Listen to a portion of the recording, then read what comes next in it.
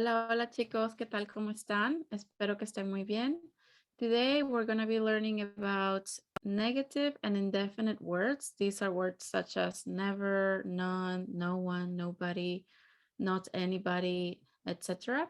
So let's go ahead and take a look at them in Spanish with some examples.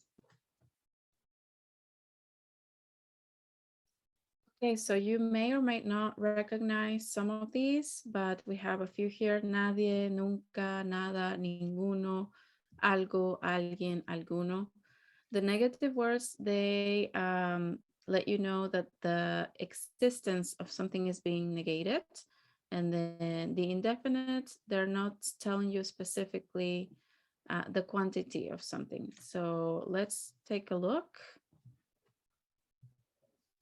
So in order, we have the indefinite on the left side of the screen and then the negative on the right side of the screen. So starting with the indefinite siempre. Siempre means always, and then nunca would be the opposite or the negation of always, which would be never. Nunca is never.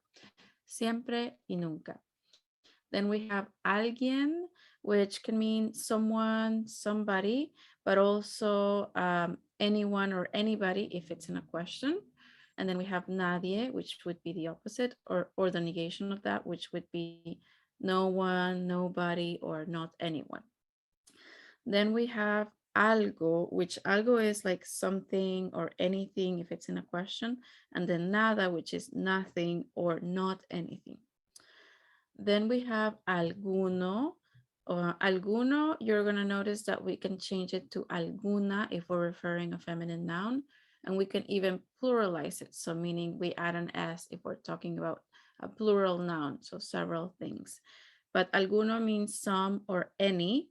And then ninguno means no, none, or not any.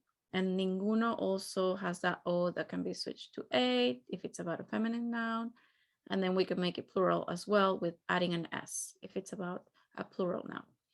O and O, that's like saying either or, and then ni is like saying neither nor.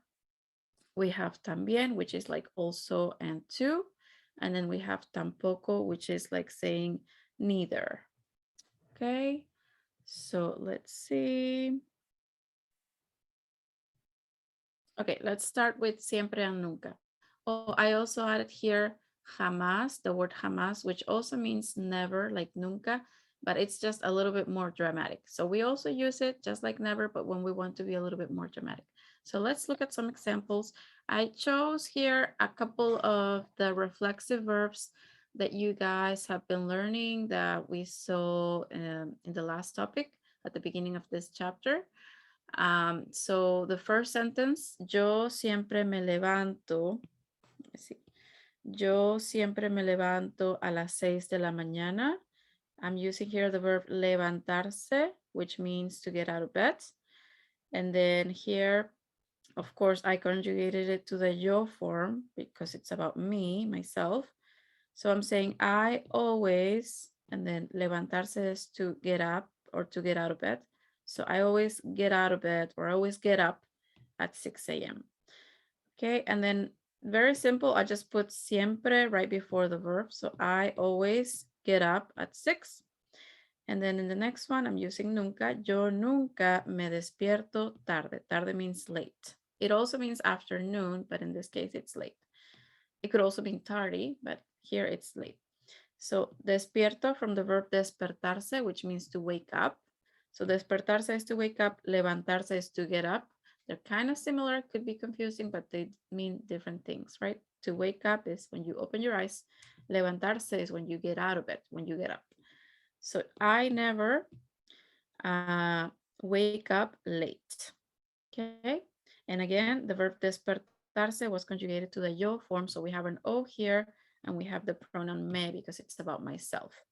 I never wake up late. Okay, the next one is about you, tú, second person. So you always, and then here I chose the verb dormirse, which is to fall asleep, but it's conjugated to the form of you. So I have the te here and then the es ending because it's about you. So you always fall asleep at 1 a.m. So you always fall asleep at 1 a.m. And I'm saying you never, and then te acuestas from the verb acostarse, which means to go to bed, conjugated again in the form of you because it's about you. So you never go to bed early. Temprano is early. So tú nunca te acuestas temprano. And then one more using jamás, which is the more dramatic never. So ellos jamás me llaman o visitan. So they never or not ever me llaman o visitan. Llaman from the verb llamar, which is to call, is conjugated to the form of ellos because they are the ones doing the action. And then visitan from the verb visitar, which is to visit, again conjugated to the form of ellos. So they never call me or visit me, right? They never call me or visit me. I don't need to say me twice here, okay? But this may remind you about direct object pronouns, which was a topic we talked about not that long ago. I received the action of their calling and visiting, so that's why this me is here. And then, yeah, the verb is conjugated, or the verbs are conjugated to the form of ellos because they are doing the action. Okay, muy bien. So simply remember to put siempre or nunca or jamás right before the verb. Or if you have a direct object pronoun or indirect object pronoun or reflexive pronoun, like in this case, with these reflexive verbs, it has to go before the siempre or nunca or jamás. Okay? Okay, now let's take a look at alguien y nadie. Alguien means someone or anyone, and then nadie, no one or nobody or not anybody. Okay, so here I have a sentence that I usually might say here at my house. Alguien comió mucho chocolate. Alguien comió mucho chocolate. So alguien, I'm saying here someone, and then comió from the verb comer. This ending, you may or may not remember, it's the preterite, the past tense. So it's conjugated to the third person, he or she or it. I don't know who it is, but it's someone. So I'm saying someone comió, so someone ate mucho chocolate. And then if it's in a question, as I said, alguien can mean anyone. So in this case, does not translate to someone, but anyone. So I'm saying, alguien sabe la respuesta. Sabe from the verb saber, which may also remember. Saber y conocer, they both mean to know. So here sabe is from the verb saber, which means to know. Conjugated to the third person, because it could be a he or a she. Alguien sabe. So anyone knows the answer. Anyone knows the answer? This question is I usually will say this in the classroom. ¿Alguien sabe la respuesta? Or sometimes I say, ¿quién sabe la respuesta? Who knows the answer? ¿Quién sabe la respuesta? ¿Alguien sabe la respuesta? Does anyone know the answer? Okay. Notice that we don't have a specific translation for does in the question, does anyone know the answer? We just say anyone knows the answer. We don't have that word does. Do not be confused with the verb hacer and try to say hace alguien la respuesta. That's not how it works. Okay. Okay, a couple more. Nadie quiere comer vegetales todos los días. So here, nadie, which means no one. No one quiere from the verb querer, wants. Nadie quiere comer, to eat vegetables every day. No one wants to eat vegetables every day. Again, just negating. It's not anyone. It's no one. Nadie. And one more. Nadie estudió el pretérito. Nadie estudió el pretérito.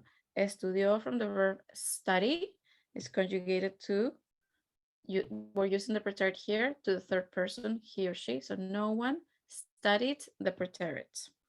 Nadie estudió el pretérito. If I'm going to ask you if you studied the preterite, how would I say that? Can you guess? If you said tú estudiaste, you're correct. Tú estudiaste el pretérito. And if you answer yes, I studied the preterite, you might have said yo estudié el pretérito, right? Okay. Let's continue. Vamos a continuar. Algo y nada. So algo means something or anything, and nada means nothing, right? So this sentence here, tengo. This is an expression with the verb tener. Tengo sed. Tener sed means to be thirsty or to have thirst, if you want to translate it literally. So tengo sed, I have thirst, or I am thirsty. And then necesito, this is from the verb necesitar, so I need. Algo para beber, so something to drink. Necesito algo para beber. Okay, very simple, something, something. Okay, this is a conversation here, a dialogue. So voy a Publix, necesitas algo del mercado. So voy is the verb ir, which means to go. It's conjugated to the yo form. Voy can mean I go or I'm going. This is Spanish one, I'm just refreshing. Voy a Publix, so I'm going to Publix. Necesitas, from the verb necesitar in the form of you, so do you need? And then algo, in the previous sentence, it means something, but because it's a question, now it means anything. Okay, so do you need anything from the market? And then the answer is going to be using nada, which is nothing. So no necesito nada ahora, gracias. Okay, here you might be saying that sounds kind of weird because I'm double negating something. And in English, we don't do that, but in Spanish, we do. It's totally okay, accurate, correct. It's not considered inappropriate. Okay, so we say, no, I don't need nothing now is how we're saying it, but translating it's I don't need anything. But that's how we say, uh, that's how we use nada in this case. So I don't need nothing or I don't need anything now. And then another one, if my car breaks down, I don't know anything about mechanics. So I have to go to the dealer. So yo no sé from the verb saber, which means to know. In this case, I don't know. Yo no sé nada de mecánica. So I don't know nothing or anything about mechanics. Okay. Okay. A few more examples. Now with alguno and ninguno. So alguno means some or any, and ninguno means none or not any. So let's say here, I want to say algún día. Día means day.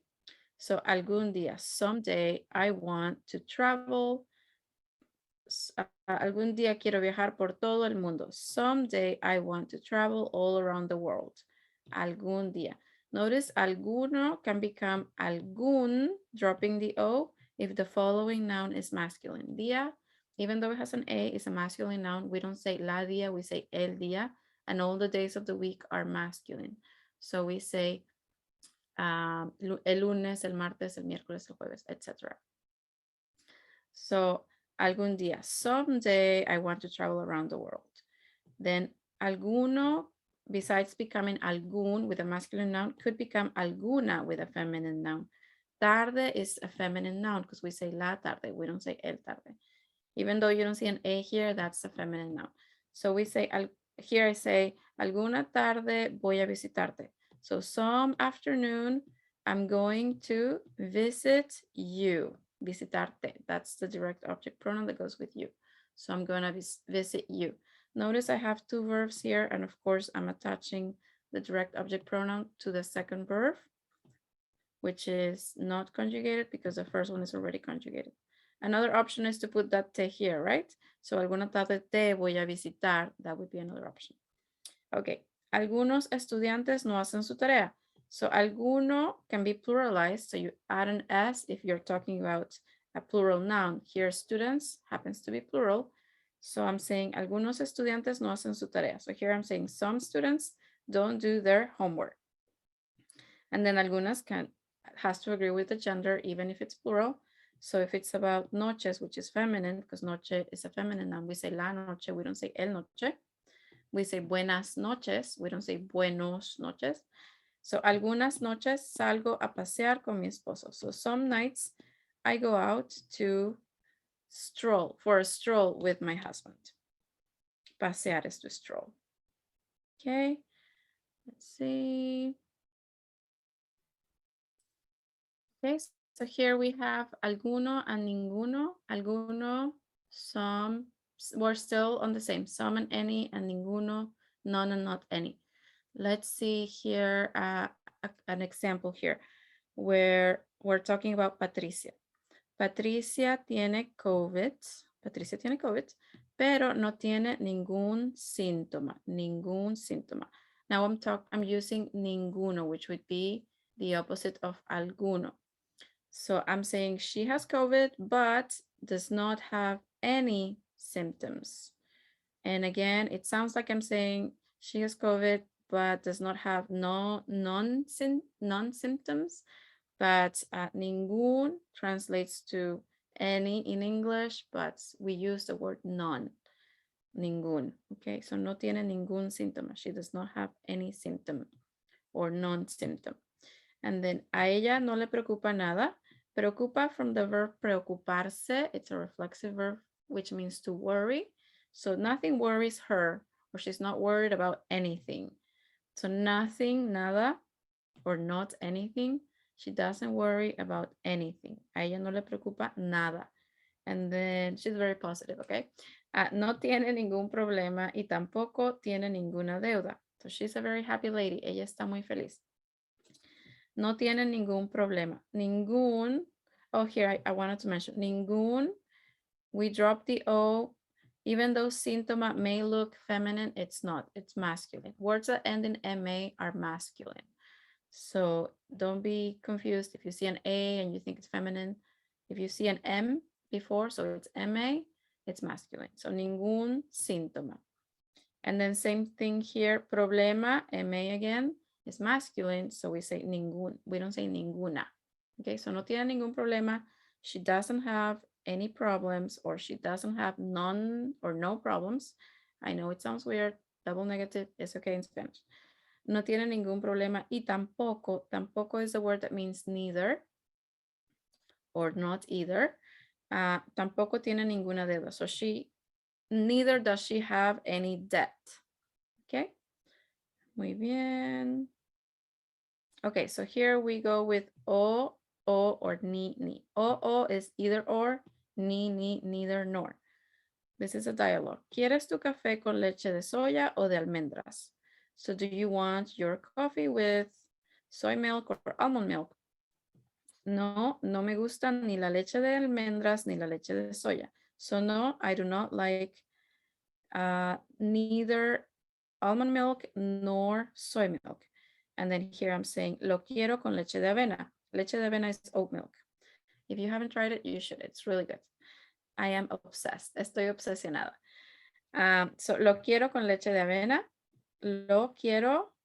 I'm trying to remind you guys about direct object pronouns here. So quiero is I want, and then lo is it, meaning the coffee, right? So I want it with oat milk. The lo goes before the verb, don't forget. In English, it goes after, but in Spanish, it goes before. Quiero conjugated to the form of yo, of course, because it's about me. I want my coffee with milk. I want it with oat milk. Okay. También y tampoco. Yo no entiendo nada. I don't understand nothing, or I don't understand anything. ¿Tú también estás confundido? So, tú también. So, you also are confused. So, you're also confused. Are you also confused? You may say, sí, estoy súper confundido y tampoco entendí el pretérito. And so here I'm saying, and also I didn't understand, or neither did I understand the pretérito.